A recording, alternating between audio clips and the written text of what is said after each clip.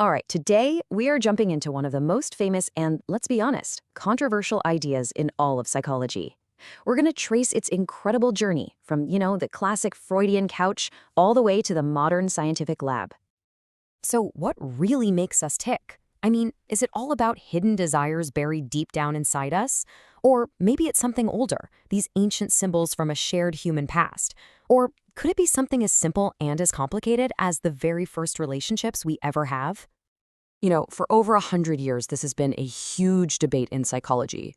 And this isn't just some old, dusty philosophical argument. It's a real story of scientific evolution. So let's follow that thread, right from the birth of psychoanalysis all the way to the hard data that's putting these big ideas to the test today. Okay, so where does this all begin? Well, it starts with two absolute titans of psychology. We're talking about Sigmund Freud and, of course, his one-time student and later rival, Carl Jung.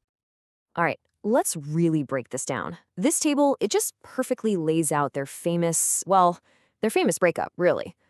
Just look at the unconscious. For Freud, it was kind of like a dark basement where we shove all our repressed sexual and aggressive feelings.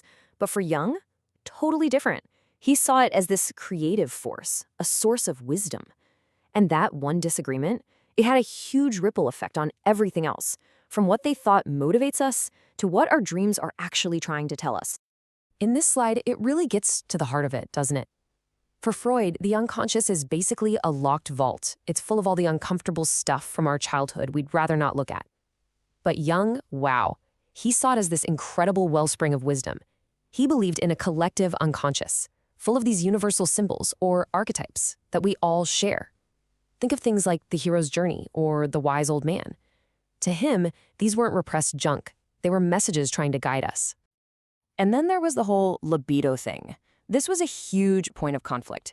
For Freud, libido is pretty much all about sexual drive. That was the engine for almost everything we do. Jung thought that was just way too limited. He said, no, libido is much bigger. It's a general life force. It's our drive for creativity, for spirituality, for finding meaning. So you can see, this wasn't just a small academic tiff. It was a fundamental split over the very essence of what drives us as human beings. So the story doesn't end with Freud and Jung, of course. The next generation of thinkers came along, people like Melanie Klein and Ronald Fairbairn, and they started to shift the focus. It was a move from what's inside you to who is with you. They started asking a really new and powerful question. What if the key to who we are isn't just about our internal drives, but about our very first relationships? And this led to something called object relations theory. Now, I know the word object sounds a little cold, a little clinical, right?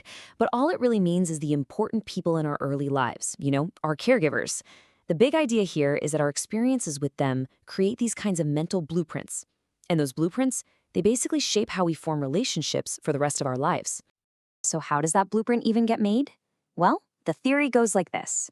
As infants, we see the world in a very split black and white way. A baby doesn't see one whole mom. Instead, they experience a good breast that feeds and soothes them, and a bad breast that frustrates them when it's not there. A huge part of growing up, then, is learning to merge those two parts. It's about realizing that the good mom and the bad mom are actually the same whole person who can be both wonderful and frustrating. And this next bit really brings the theory to life in a powerful and honestly a heartbreaking way. It's a real story from a psychoanalyst named Ronald Fairbairn. He was working with a 4-year-old girl whose mother had broken her arm, and when he asked why, her answer was just chilling. She simply said, "I was bad." Fairbairn called this the moral defense. And think about it, it makes a kind of tragic sense. For a little kid, their caregiver is their entire world. They are survival. If that person is bad, then the whole world is chaotic and terrifying. So the child's mind does something incredible to feel safe. It decides, they can't be bad, so I must be the bad one. They take all the badness onto themselves just to preserve the idea that their caregiver, their source of life, is good. It's just a profound look at how we're wired to protect those essential bonds, no matter the cost to ourselves. Okay, so that brings us right up to the modern day. We've got these really compelling, powerful theories, right? From Freud's inner conflicts to this idea about our first relationships. But here's the million-dollar question. Does any of it hold up to modern science? I mean, can we actually put these ideas on trial and see if they work? Well, to answer that, researchers did something called an umbrella review. You can think of it as a study of studies. It's one of the highest, most robust forms of scientific evidence you can get. They gathered up all the modern randomized controlled trials on something called psychodynamic therapy, which is the direct descendant of everything we've been talking about. And what they found is pretty fascinating. Let's look at this number.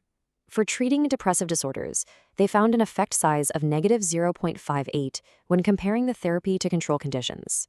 Okay, so that's a number. What in the world does that actually mean for a real person? Right, let's translate that. In the world of clinical research, an effect size like that is considered medium, and more importantly, it's clinically significant.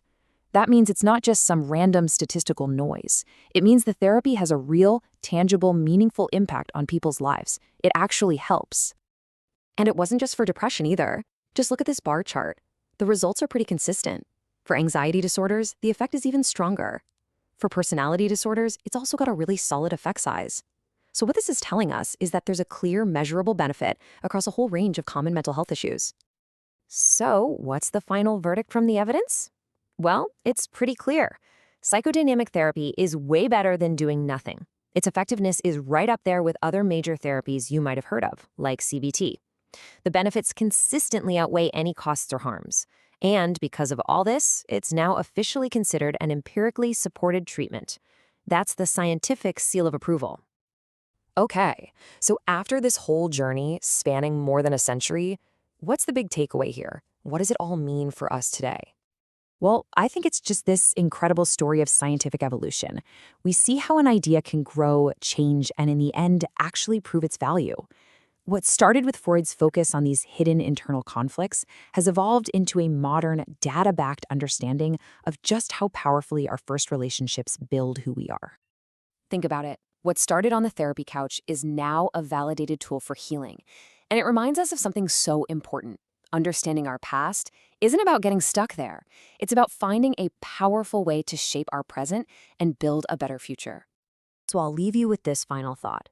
If our earliest bonds, our first connections, really do shape our entire lives, and now the science backs that up, how does that change the way you see yourself? How does it change the way you see each other?